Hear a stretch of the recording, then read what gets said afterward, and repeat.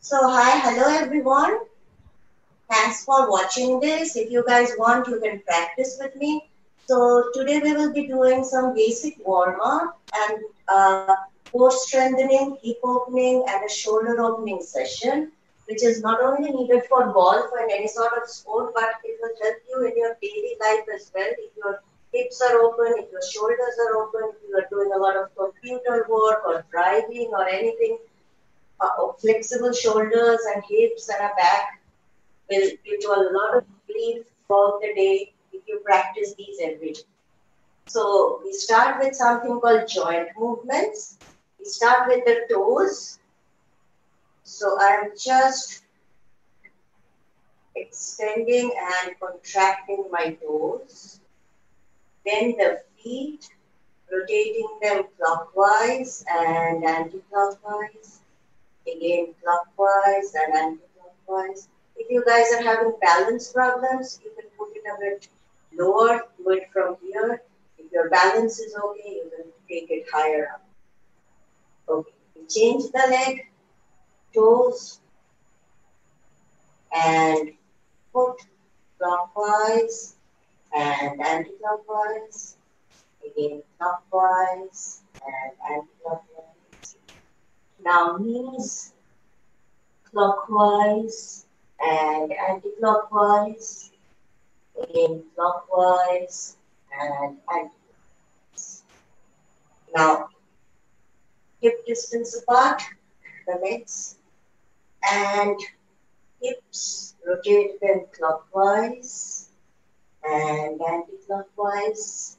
Big circles, so we are not doing this sideways, we are making big circles, clockwise and anti-clockwise, again clockwise and anti-clockwise.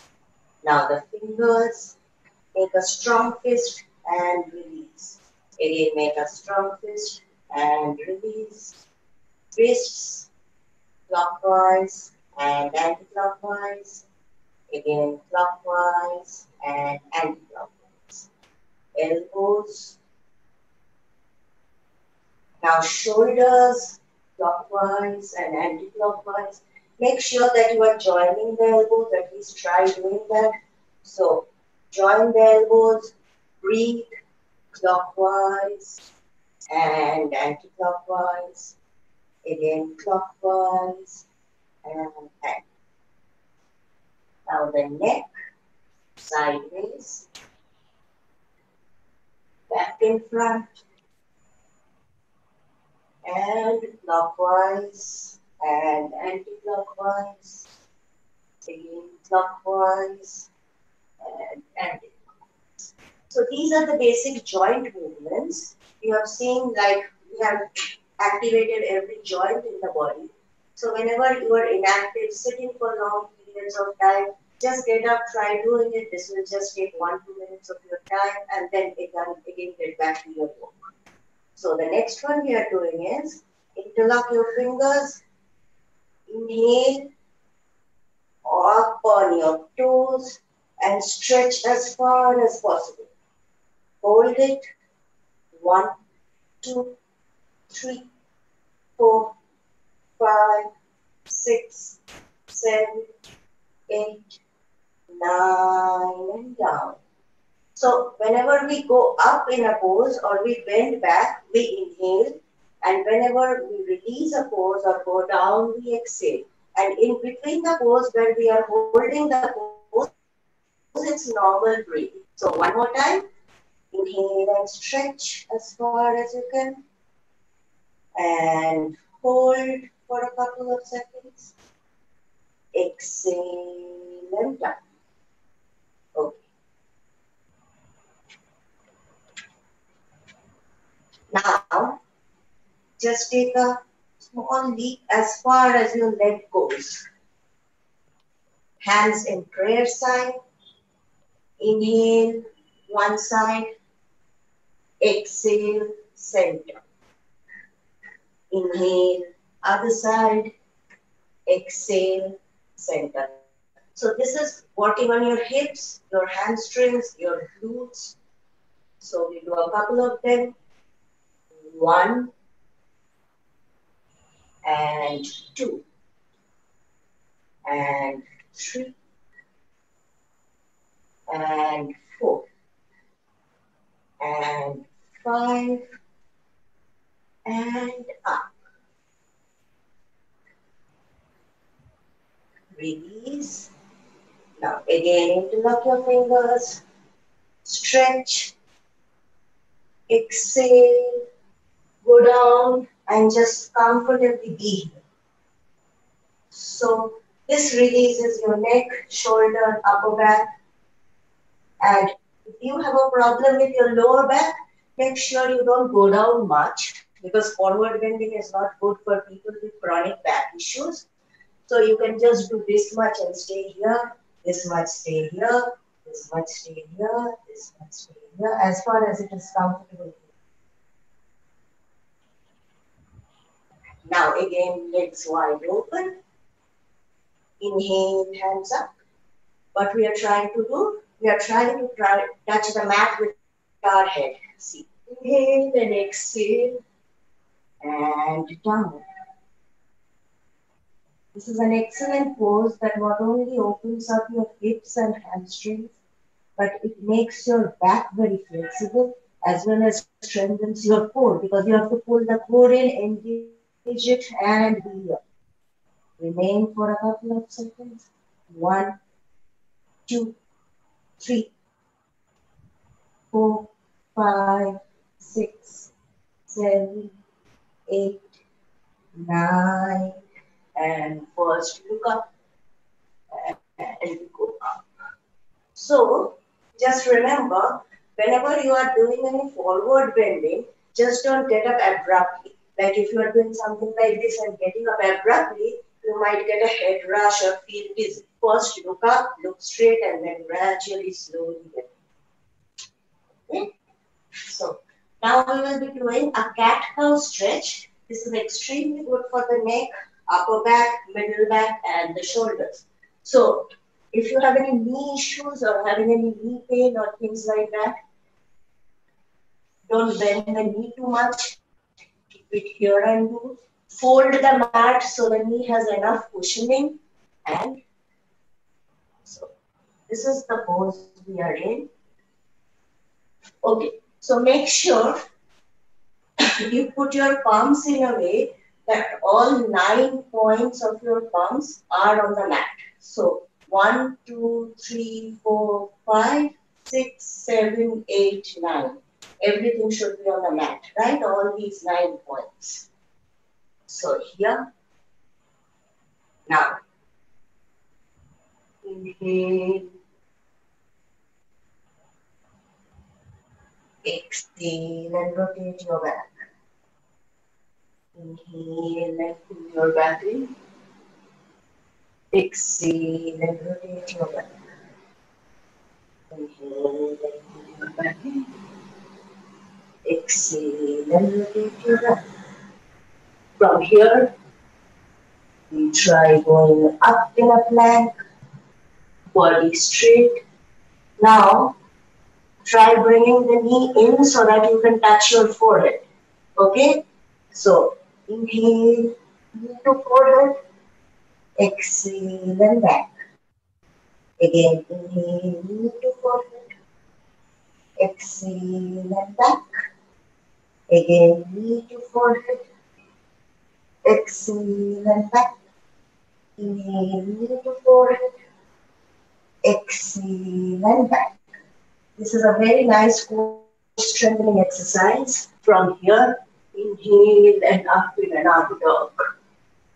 Be there, relax your spine, release. 1, 2, 3, 4, 5, 6, 7, 8, 9, and exhale and up. Go in a down dog. See, when you are up in a down dog, similarly like the palms, your entire foot should be on the mat. You are not up on your toes like this. You are just, the entire foot should be on the mat. And what you are trying to do is, you are inhale and push the weight backward so that your forehead touches the mat. This opens up your upper back and shoulders. So look at me. Inhale and push. Be there. 1, 2, 3, 4, 5, 6, 7, 8, 9. Go up in and out. 1, 2, 3, 4, 5, 6, 7, 8, 9. And now sit on your heels and try going down in a child's pose. Make sure when also you are touching the mat, your hips should remain on your heels. You should remain seated. So the pose is like this and not like this. This is wrong. This is right. Right? Be here. 1, 2, 3, 4, 5, 6, 7, 8, 9. From here, we again go up in a down dog. Now we try something a bit more challenging to open up the lower back and hips. So inhale. So now you are on your toes, no longer on your entire foot. And instead of pushing the weight backward, you are pushing it forward. And inhale and right leg up. Exhale and right leg down.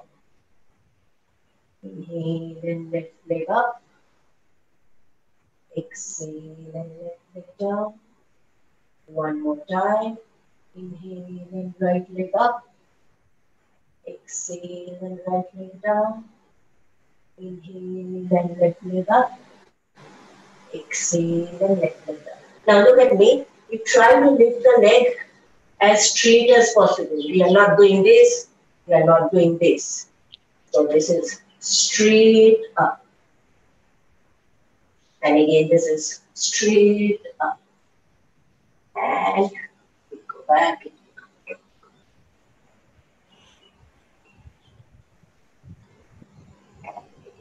Up. So now if our backs have eased up enough and that we want to make it a bit more challenging, like opening up the lower back more, we try a bit of back bend in this. So what we do? Inhale, up, put this foot on the side, and bend. And go back. Inhale. Foot touches the ground. And stretch. So this is an entire stretch from the tip of your foot to your fingertips. And down. Go up. And come back once again in child's pose.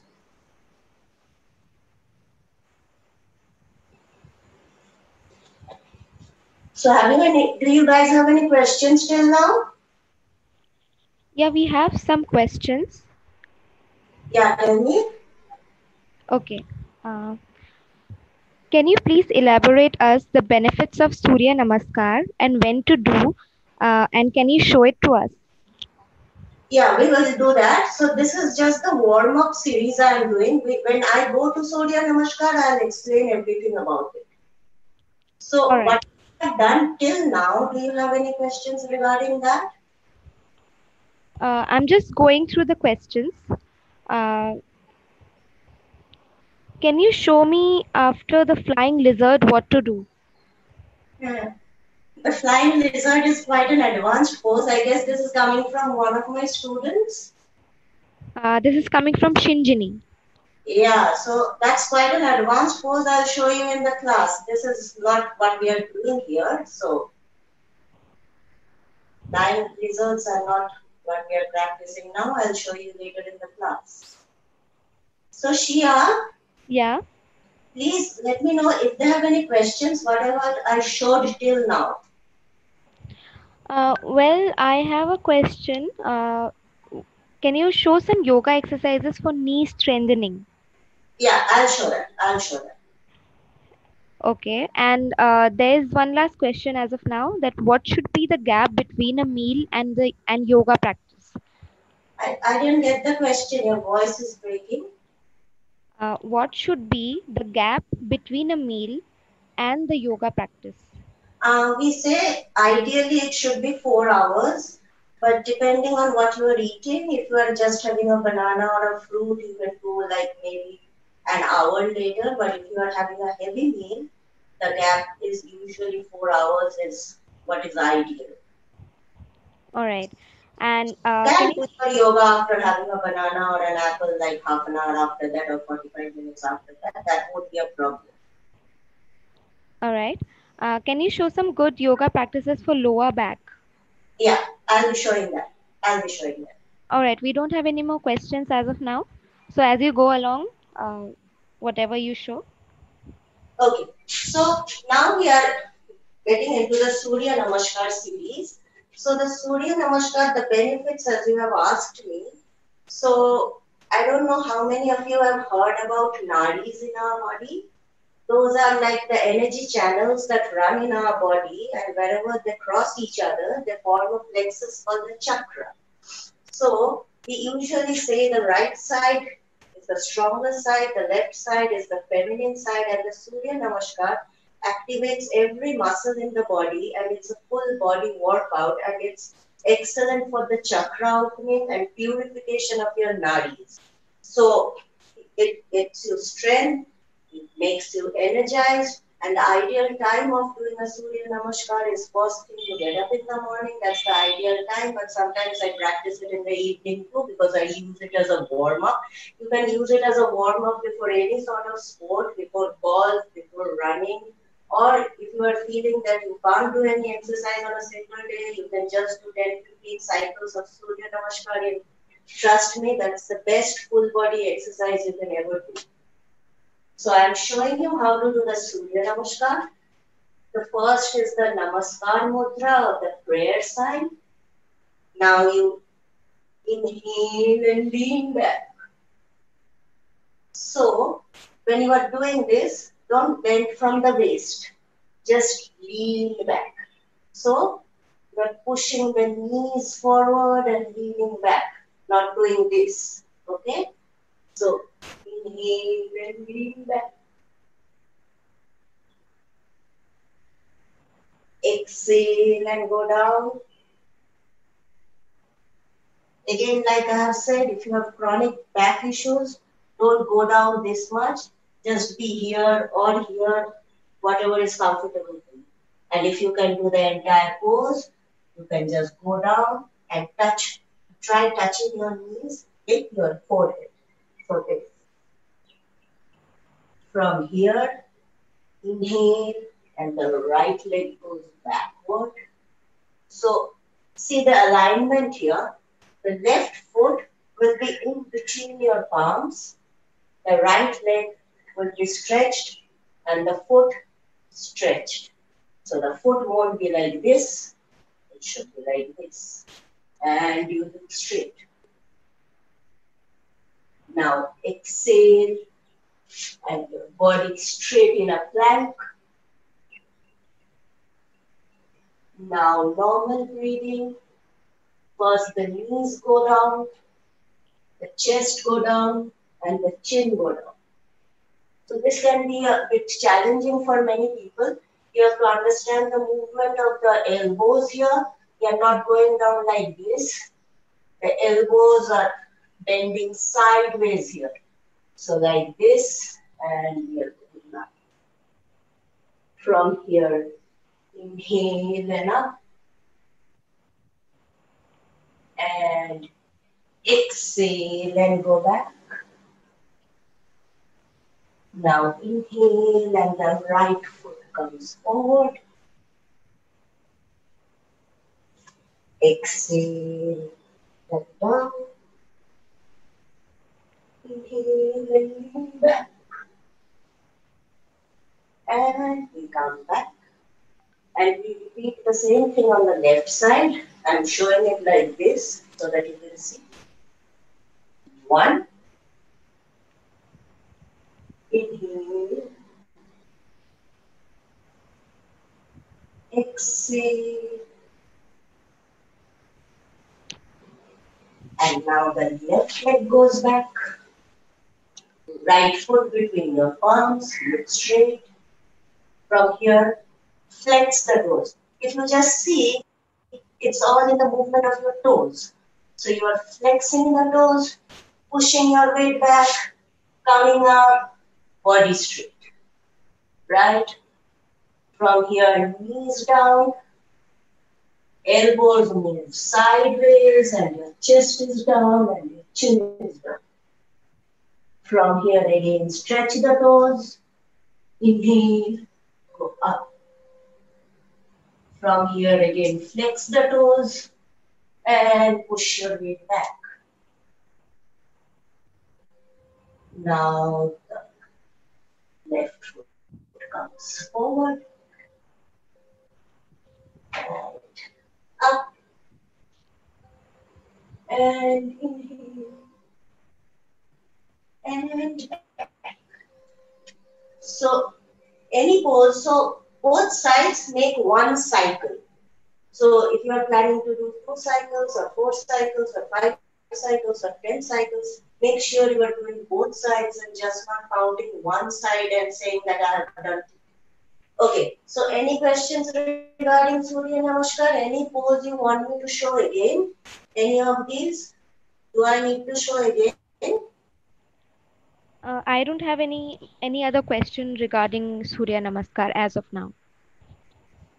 Okay, so I guess you guys have got it. So at the end of the session, if you feel you need to ask anything regarding Surya Namaskar, there are some variations and modifications for people with back problems and knee problems. So if any of you watching you are having that, let me know. I can show you certain modifications regarding that. Right? All right. Manan has asked. He is wanting to see the fourth step. The fourth one, Yeah. like this one is the fourth. So the alignment is the foot is between the palms, the back leg is totally stretched, and the foot is stretched and touching the floor. So it's like that. So if you are having knee issues or pain in the knee, you can fold your mat like this and put your knee here. So there you go. So that gives your knee protection, or you can use a knee pad or things like that. Right? Anything else? How many times can we do Surya Namaskar ideally? So ideally, you can start with like 5 to 10 rounds. Like 5 means both sides, so it's like 5 right side and 5 left side. And you can go on increasing it. So people who are regular practitioners do usually do 108 cycles, 120 cycles. So we have Surya Namaskar marathons where we see how many people are doing like 108, 120 cycles in a span of 90 minutes or 60 minutes. So you can do as many as you want depending on your endurance and strength. But you start off with 5 to 10. All right. What is the best time to do it, in the morning or evening? Ideally, it should be done in the morning. But even if you do it like dusk or during sunset, I guess it's okay because I've done it a couple of times. It won't do you any harm. All right. Uh, Someone has asked, I get a little pain in my knees while doing the Surya Namaskar. Any guidance for that? So what you do, the places where we use it, where you are using the knee, like maybe this one, just do it like this. Don't put the knee on the mat. Keep it straight, and gradually as your knee it gets more flexible and strong, try, and when you feel you're comfortable, you can. And when you are doing this one, They are also trying keeping it high. Don't bend it. So these are the modifications for people with knee pain. So keep the knee straight. That's the simple trick. Wherever you need to bend the knee, keep it straight. That's your modification. That's your modified version of the Surya Namaskar. And fold the mat or buy a knee pad. Give the knee a lot of cushioning so that it doesn't hurt. That's it. All right. Andrew has asked, can you show the fifth and sixth step? Can I show? The fifth and sixth step.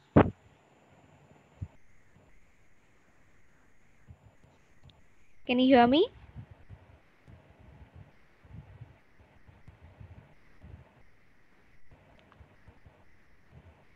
Can you hear me? Mm.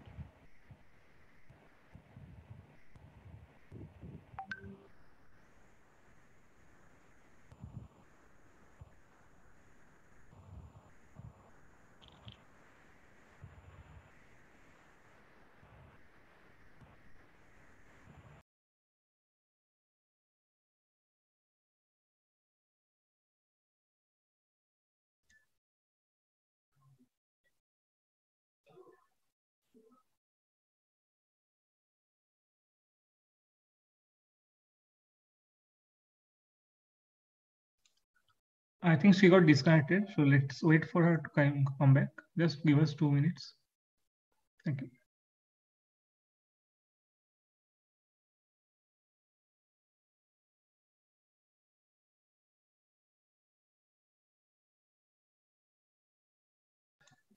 I think ma'am got disconnected, so let's wait for her to come back. Yeah, I think she's back.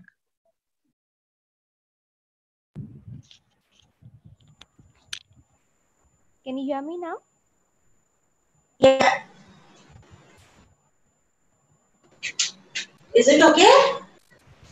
Hello. Yeah. All right. So, yeah, Oh, so the fifth and sixth of Surya Namaskar. yeah. So the fifth is here. Your body is straight. So we are neither doing this nor doing this. Okay? Straight. Right? And this,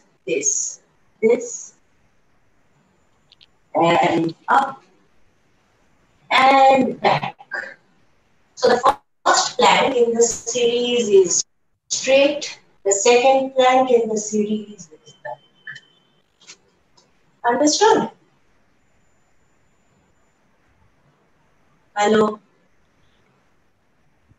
Hopefully, yes. I think there is a problem with the network. Can you hear my voice properly? At my, yeah, I can hear and see everything.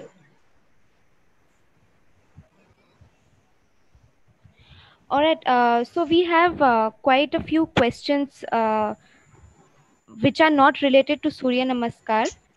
So would you be taking those right now or after you show some of the exercises? Okay. Yeah, tell me. We have some questions piled up. So will you be taking them right now or after showing some of the exercises? Okay, I'll show some of the stretches and poses now and take the questions at the end. Okay. All right. All right. Okay. So now we lie down on our mat. I'll show you this. Lie down on the mat. Interlock your fingers. This is excellent for your back and shoulders. Inhale, go up as far as you can. Exhale, go down. Again, inhale, go up as far as you can. Exhale, go down. Again, inhale, go up as far as you can. And exhale, go down.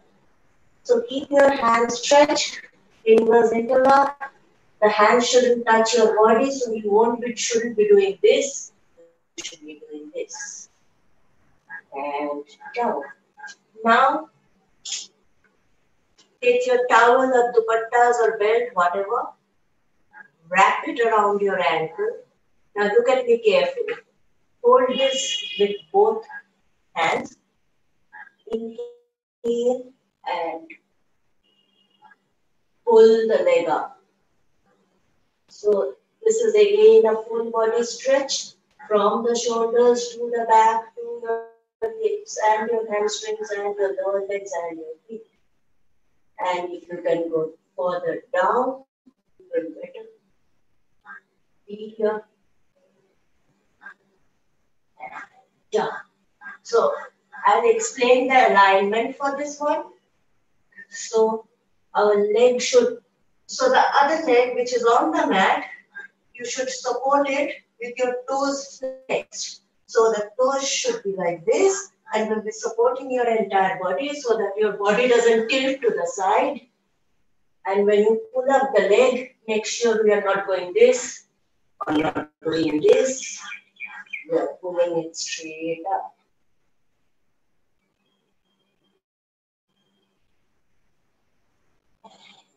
Down. Do the same thing on the other side.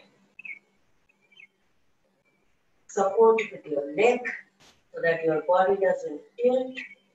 Inhale. Pull the leg up.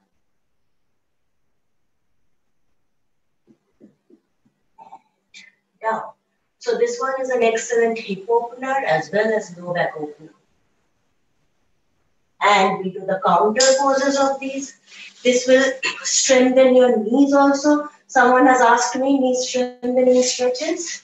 So now we lie on our back. This is the counter stretch of that one. Put the strap around our ankles. Inhale. Pull the leg. Try touching the knee with our forehead. The body remains straight. It doesn't go to this side or that side. So straight. Pull. So, like I have told about every pose, this totally depends on your body capacity. Don't force yourself to pull the leg. So even if you are here or here, it's fine. You will gradually come here. So just don't try doing it all at once. You might like tear your hamstrings, injure yourself. So this.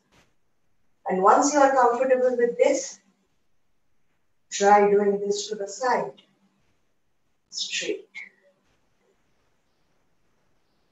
These are excellent hip openers as well as pelvic floor exercises. Strengthens your core, strengthens your legs. Up and do it on the other side. Strap around the ankle, body straight. Inhale and up.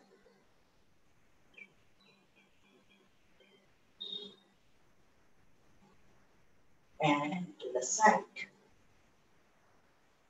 Keep the body absolutely straight.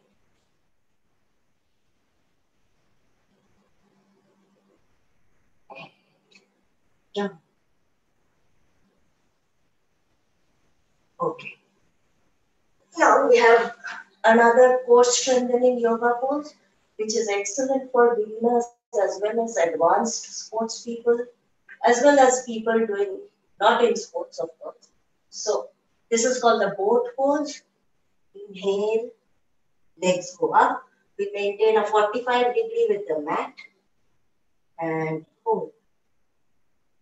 Make sure you are engaging the core while you are doing it, engaging the pelvic floor, engaging the diaphragm. Keep your arms straight, look towards your big toes, straight at your big toes. And hold.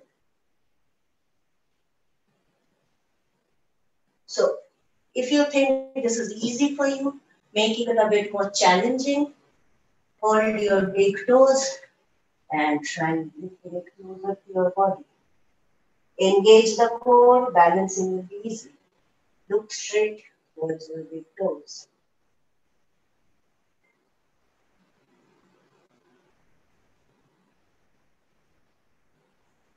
If this seems easy as well, Try a bit lower down on the mat. Instead of 40 degrees, keep a 60 or 75 degrees to the mat. Start it here and hold it low. Engage the core, engage the pelvic floor.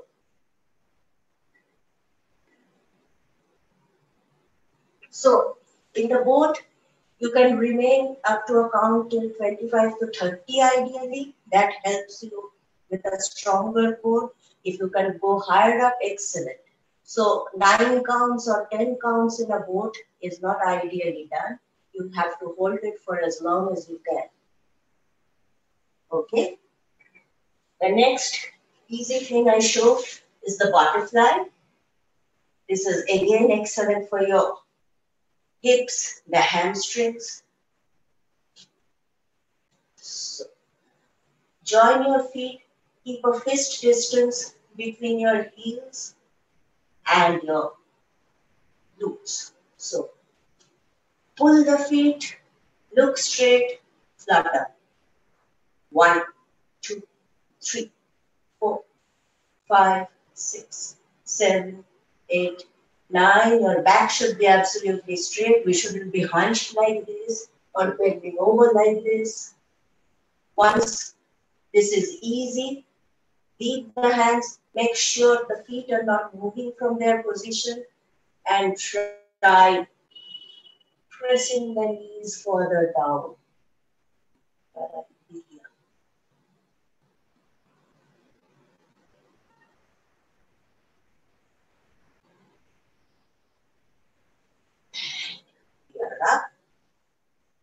Now, sit in a cross-legged position. You can sit in a lotus or sukhasana, whichever is easier for you.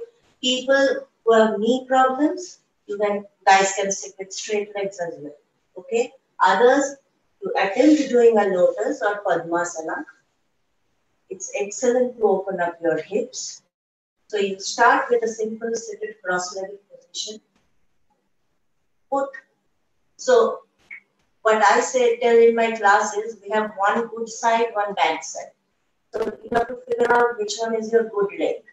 So for me, the right one is my good leg because it lifts up easier, it goes closer to my hips and abdomen.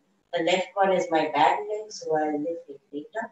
So first lift your good leg, try sitting like this. Now, if you can do a straight Padmasana, it's well and good. Keep seated, opening up your hips. If you can't do, try to get a block or something like this, which is a bit high. Try keeping it in front of the knee and putting the other foot here. And gradually this will help open up your hips, and like maybe after a week or so of practicing this continuously, try pulling this a bit and see if your lotus is completed. So these are the tricks of doing these easily. So if you don't have a yoga block, you can get anything, maybe a cardboard box or something, a hard-bound something, and try doing it that. Okay. Now, take your belts or your towel. This is for your shoulder. Just hold them at the ends. But make sure you're not doing it with anything elastic. And from here, you go all the way back and down. So if this is easy for you, try reducing the distance. Inhale, exhale. Inhale, exhale. If this is easy for you, try shoulder distance apart. Trust me, this won't be easy for most of you. Once you are holding it shoulder distance apart, inhale, exhale. Inhale, exhale. So again, I'm telling you, don't do this with elastic bands because that gives you a pseudo impression that your shoulders are rotating and very flexible. Actually not, because it's the elastic that helps you go all the way back and front. Do it something which has no elasticity at all. Okay, so from here, one more time, back and front, and hold this, bend to the side. Inhale, exhale. Inhale, exhale. Now back, try bending front, and hold this. Hold it for as long as you can. People with cervical issues, just keep practicing this for some time. Don't do it too fast. If you think this is hurting you, try going absolutely to the end and try. Gradually, you'll see your cervical region is released and you are getting a lot of relief. Now, from here, stretch your legs as far as you can. This is again a hip opener. Sit. Inhale, try touching your hip. Exhale and come back. Inhale, try touching your hip. Exhale and come back. One more time. Inhale. And one. From here, if you feel you are flexible enough and you want more stretching of your hips, try what we call is spider crawls. Try going forward, forward, forward, forward, forward. I don't know if you guys can see me now. Can you see me? Hello? Sia, can you see me? Yeah, this is fine. Yeah. So we crawl, crawl, crawl, crawl, so we can stay here. We can go further down and we can go fully down. This is an excellent stretch for your thighs and your hips. And we get back. Now we go, it's 11:45 already. So a bit of back bending, which will release your lower and upper and mid back, and then I'll start taking the questions. So I'll lie down on my mat, back on the mat. My fingertips should be touching my heels. From here, inhale, exhale. Inhale, exhale. Inhale, exhale. And inhale and hold. 1, 2, 3, 4, 5, 6, 7, 8, 9, and 10. Again, in this one, if you have problems lifting your back from the floor, a lot of people might have who have stiffer backs. You can again use this block or a cardboard box, whatever you have, and try placing it under your back. See, placing it under your back where your lower back touches your hip, and just be there. And gradually, you won't need it anymore.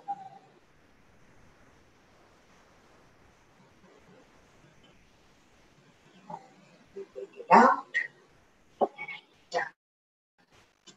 From here, we will do something called the tabletop. That is also an excellent back bending for beginners, and it makes your arms strong as well.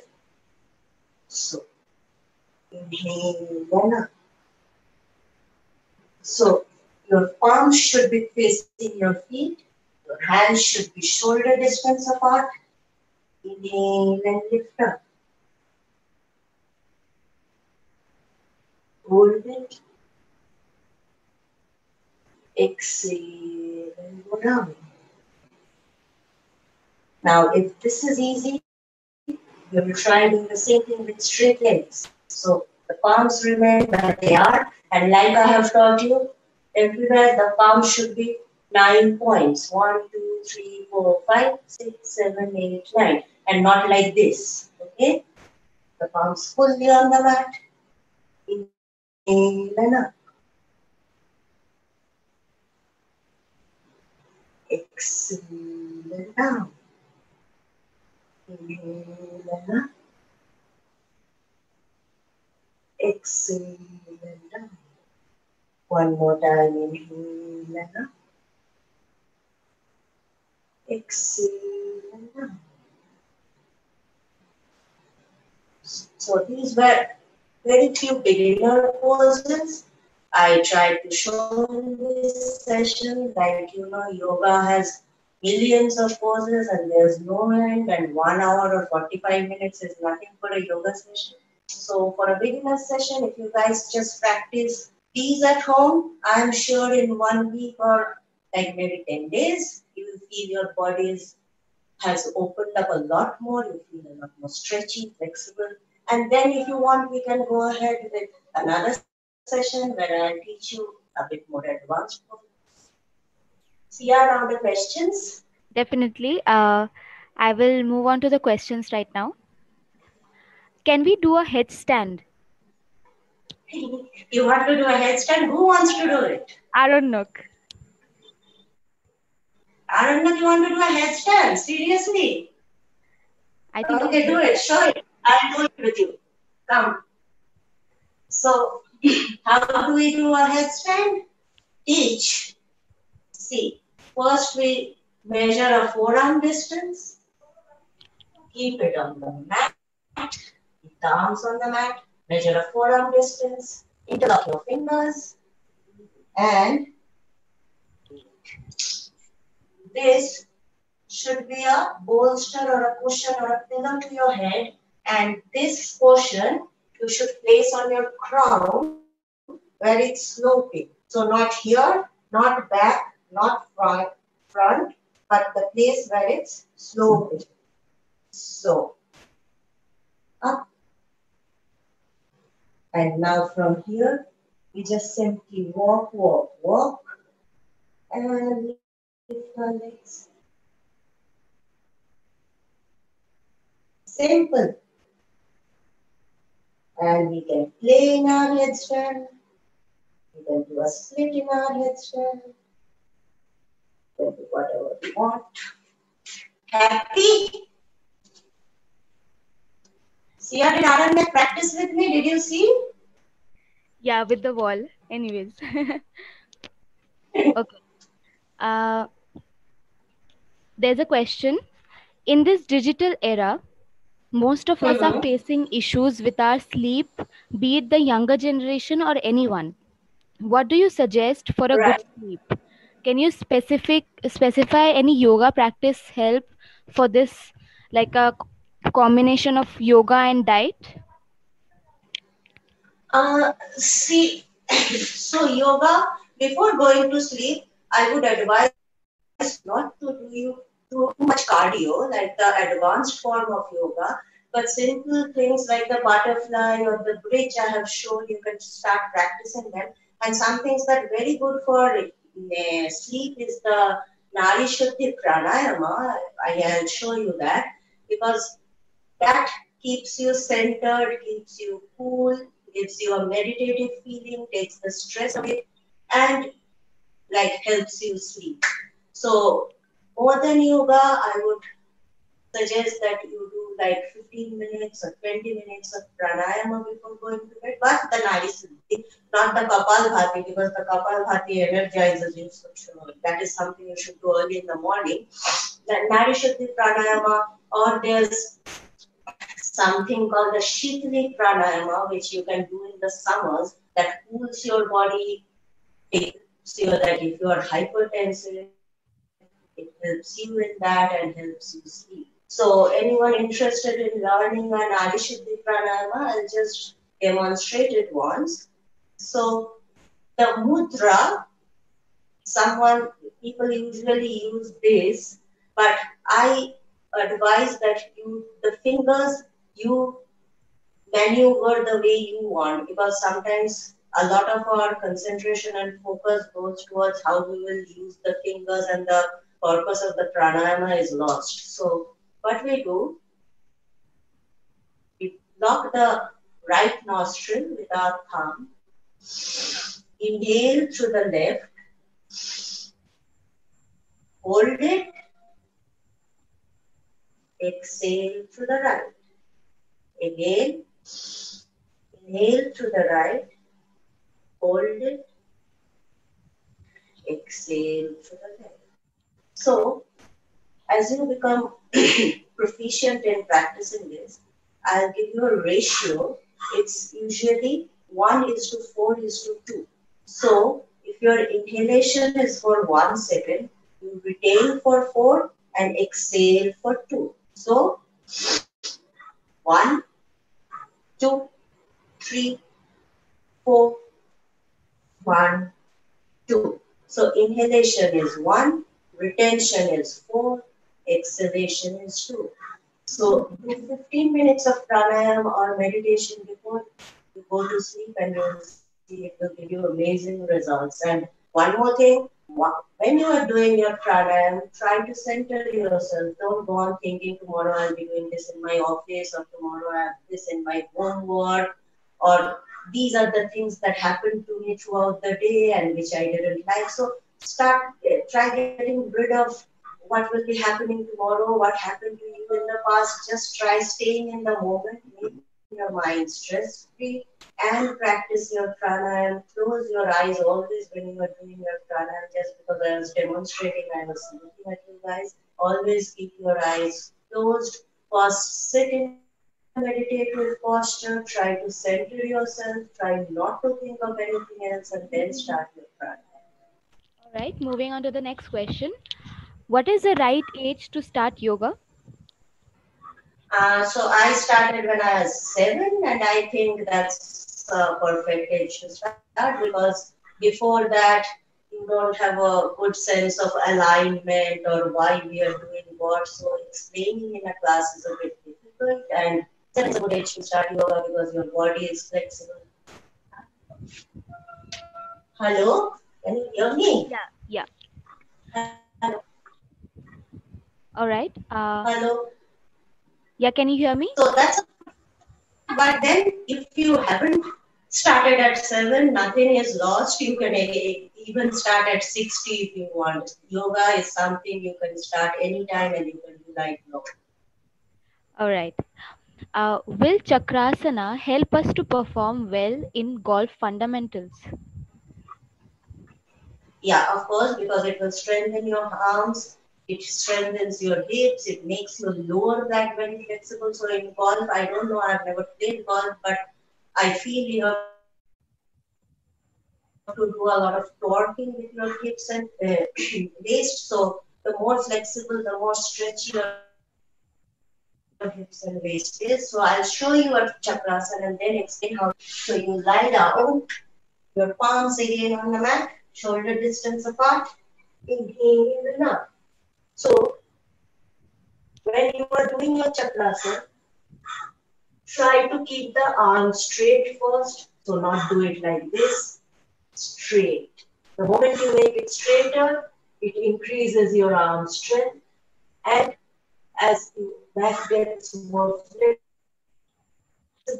try going in the pose, deeper in the pose. So as you can see, this will give you a better arch in the back. It will make your hips more flexible, and this will help your torque. Exhale and go down. All right. Before moving on to the next question, I would like to request you to kindly subscribe to the CFL channel, dear friends, and support us. Now, moving on to the next question. How to do a warrior pose properly? A warrior pose. Yes. Uh, so there are 3 warrior poses: warrior 1, warrior 2, and warrior 3. So the alignment of warrior is very important. So if you start with your right foot forward, okay, I'm starting with my left, it's easier to show. So if your left foot is forward, the right foot should remain parallel to the mat. So this is straight ahead and this is perpendicular. This is parallel to the mat, the back foot is perpendicular to the mat. And lift and slightly bend your knees and your. In some channels, in some pictures, you will see people on their toes, people leaning back. So some people do a lot of poses so that pictures come out well. Those are for advertising. Those are not the correct alignments. This is absolutely the correct alignment of the warrior pose. So this is your warrior one. From here, straighten your arms, look front. This is your warrior two. And from here, push the weight forward, the entire weight on your front leg. Inhale, lift the back leg. That is your warrior three. Yeah. All right. The next Those question. three. Yeah. Which exercises to avoid for people who've got both knee replacement surgery done for more than 2 years now? So I guess after your knee replacement surgery, you have to go through a bit of physiotherapy and all. I'm sure if you are 2 years after that, you have already done that. So, but still try not to bend the knee too much. So poses that include bending the knee too much, even things like the butterfly, try avoiding those. And if you are bending your knees, suppose in a butterfly, you have to, don't pull the feet here, try to keep it here and do. Okay? And try to keep your leg a bit elevated whenever you are doing a pose. Try to cushion your knee, and to be on the safe side, try not doing poses that the knee bending is a lot. But I think after 2 years, if the doctor suggests you can, if the physiotherapist suggests you can gradually try advancing and see where your knee is. Maybe one day you try a bit. If it starts hurting, then leave. All right. During the boat position, is your lower back the pivot or is it the glutes? So I didn't exactly get what you are asking. So this is the boat. My core is in, my diaphragm is in. So I'll stand up and show. So the main purpose of the boat is trying to bring your sternum closer to your pelvis. So sternum closer to the pelvis. So suppose I'm standing like this. So this should be the thing. So automatically your back will go a bit backward. We call it the posterior tilt. So the sternum close to the pelvis. This is the portion you're engaging, and this is what brings you the balance in the boat pose. So I'm doing the same thing when I'm sitting, the sternum closer to the pelvis. I'm engaging the pelvis floor. I'm keeping my legs straight so the hamstrings are stretched. The sternum is close to the pelvis and the diaphragm is in. The core is pulled in. Did I answer your question? Is this what you wanted to know? Hopefully, by the time we move on to the next question, what are the benefits of Mayurasana for the athletes in their fields? So Mayurasana is a very, very, very, very advanced pose. So it gives you immense shoulder and arm strength. And of course, because Mayurasana is like a tabletop. So it's like this is the base of a table and you are straight on top of it. So it gives your body stability, it gives your body strength, it helps you get the what would I say? The strength here, absolutely in the core of the body, because your arms are here, the elbows are placed here, and the body is absolutely straight like while you are standing. So Mayurasana is excellent for your core strength as well as giving you a straight back. So if you have a tendency to slouch, or like what we say in medical terms, if you have things like lordosis or scoliosis, you'll be automatically cured with a Mayurasana, and your shoulder strength and your arm strength is immensely helped with a Mayurasana. And so are your hips, because if your tailbone isn't tight enough, you can't balance yourself in a Mayurasana. So of course, strong hips. It's again like Surya Namaskar, a full body thing, but Mayurasana is extremely advanced and because of our body structure, most of the women are unable to do that. But if you are able to do, excellent. Right. Someone has a very important question. Uh, my arm seems to be little weak, and I often get pain while doing asanas. Those need elbow like this one. Please, some suggestions on it, if you can. So you get pain in your arms or you get pain just in your elbows? Is it localized or the entire arm? I think she means around elbows. Just the elbows? So Yeah, if and it's just the arm seems to be weak. yeah, so if it's just the elbows, whenever you are trying to do a pose, try to place an elbow pad. Then you will see that will give you a lot of relief. Or again, fold the mat and do it like this. That will give you a lot of relief. And for arm strengthening, again, there are a lot of exercises like try holding your plank for a longer time, try doing push-ups. So I don't know if you have a couch at home or if you have these blocks or things like this. Just keep these shoulder distance apart. Put your body in a straight plank. Inhale, go down. Exhale, go up. Inhale, go down. Exhale, go up. So not from the floor, but from an elevation that gives you more strength in the arms. Then you can place your blocks on the side. Inhale, try lifting yourself up and holding the pose. This will give you stronger arms as well. And going down, so you have to do a lot more arm exercises, arm balances, more warm-ups that are focused towards the arms, and gradually you can stronger arms. You can do a handstand against the door. Just go against the door and try climbing up, hands down. So a lot of things help your arms to get a bit stronger. All right. How is yoga different from stretching or other kind of fitness exercises? So see, other kinds of fitness exercises mostly are either stretching. So, this is like commenting as a novice because I'm mostly into yoga and swimming, other sort of like CrossFit, gym. These things I have never done. So if I say those things doesn't help in certain things, I'll be wrong because things I have never done, I shouldn't comment on. But when it comes to yoga, it's a combination of strength, flexibility, and mobility. So it's a three in one thing, as well as coordination of your breath.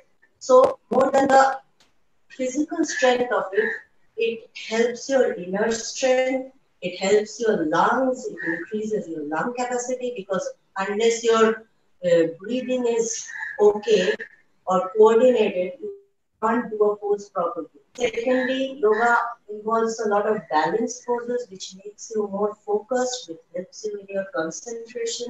It helps cure anxiety because what yoga teaches you is being in the moment. You just can't go on thinking about something else and doing a headstand here. You'll eventually fall.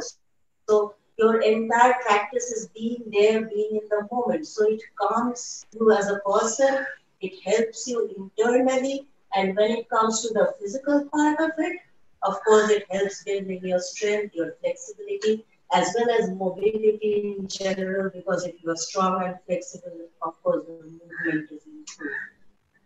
So I don't know about other fitness exercises, how internally it benefits you, but yoga, the internal benefits, the spiritual growth is much, much more and than other fitness programs is what I believe. All right. Which yoga exercise is good for golf swing to open the top shoulders of the body? The top shoulders, Of the body. I didn't get it. So you mean the shoulders or the upper back or the chest? Yeah, the Just the shoulders. shoulders? Yeah. Just the shoulders? Okay, so there's something called Gomukhasana, which is excellent for opening up your shoulders. So I'll show it from the back. We sit in a position like this, cross-legged. Knees should be aligned. One knee should be on the top of the other. So The knee shouldn't be here or there, just on the top of the other. And if the leg is on top, the right hand is on top, and we try holding the hand in the back. So if you practice Gamukhasana every day, it is bound to open up your shoulders a lot. So I'll show you again from the back. What I'm doing is holding.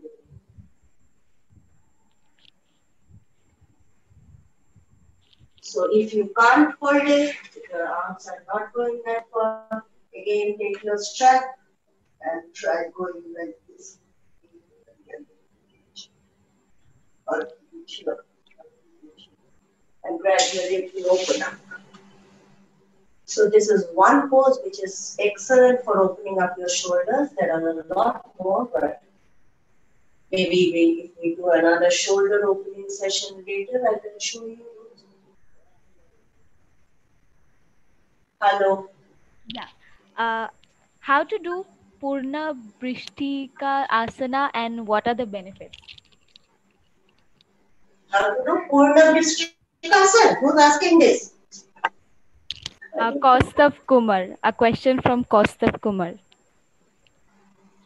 So, Purna Vrishtikasana, I'll just take my mat a bit ahead. So, I usually try doing it from a forearm stand. So, Kaustav, can you do a forearm stand? Can you do Pincha Mayurasana?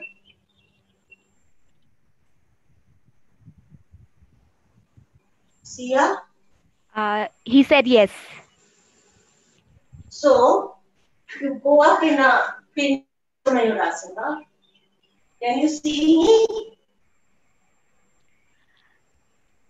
Yeah, I mean, your... Ma'am, if you can come to the center, I think your head is going away from the screen. Yeah.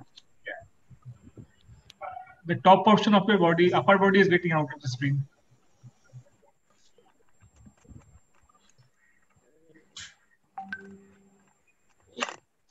It's falling from... Yeah, this is better. Yeah. Hopefully we can. You go up in a Pincha Mayurasana. Look straight ahead. Try bringing your legs down as far as you can. If you can touch your head, excellent. Or else keep on practicing. Like I'm practicing. So now I can't touch my head as of yet. But sure someday I can. Right?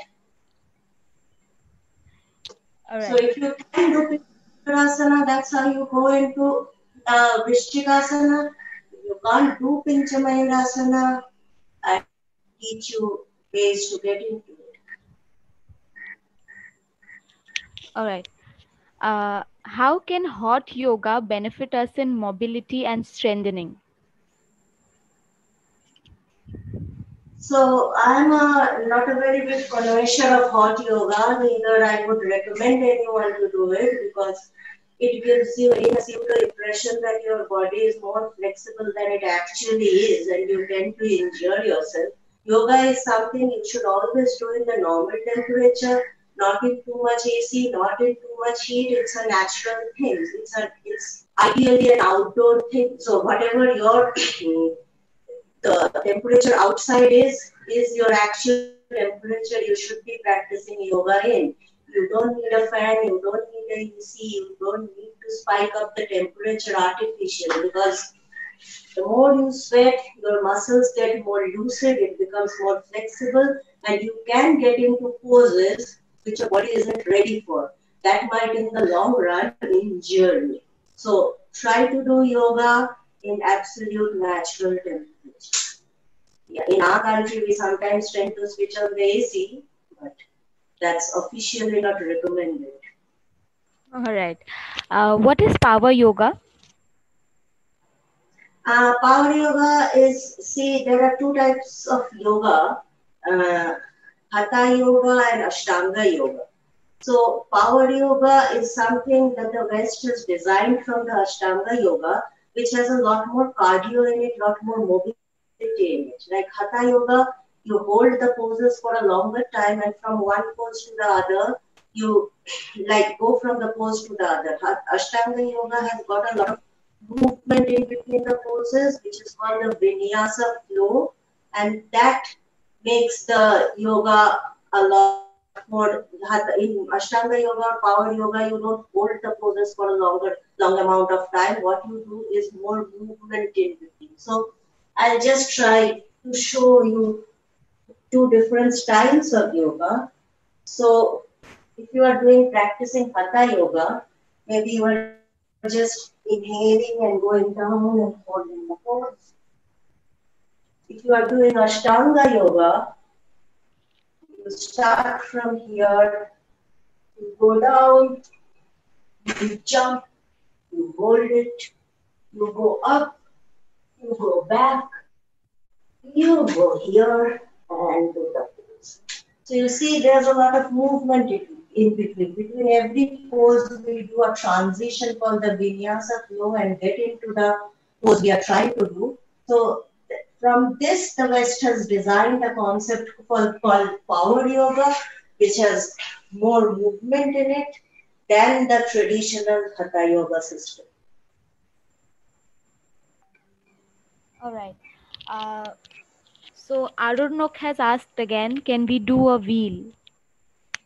And we do a wheel. Yeah. The chakrasana we just did. I know we just did a chakrasana. That's the wheel.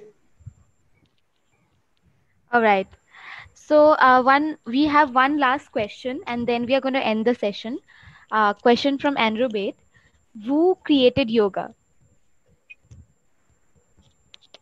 Who created yoga is a very tough question. Like we say, Shiva is the Adi Yogi. So he's the first person who did started doing yoga. So if you get there, if you believe in the mythology part of it, it's Shiva who started doing yoga, the Adi Yogi. And from there, Patanjali did, other yogis did. There's an entire book called the Patanjali Sutra. People did yoga, saints did yoga, Maharshis did yoga before Patanjali, but that was not very organized. They used to do yoga poses during their meditation, but Patanjali was the person who structured yoga, made the Patanjali Sutras out of it, and he gave the poses proper names and why we should do, what we should do, when we should do. So structuring yoga was entirely a Patanjali thing, and before him, a lot of people did yoga in their own way. So it's a very ancient thing. So who created yoga is a very difficult question to say, but as far as my knowledge goes, I think it's Shiva because he is the Adi Yogi. All right. We have one last question. Which asanas are recommended for golf if having a slip disc? Slip disc in the lower back. I didn't get the first half of the question. All right.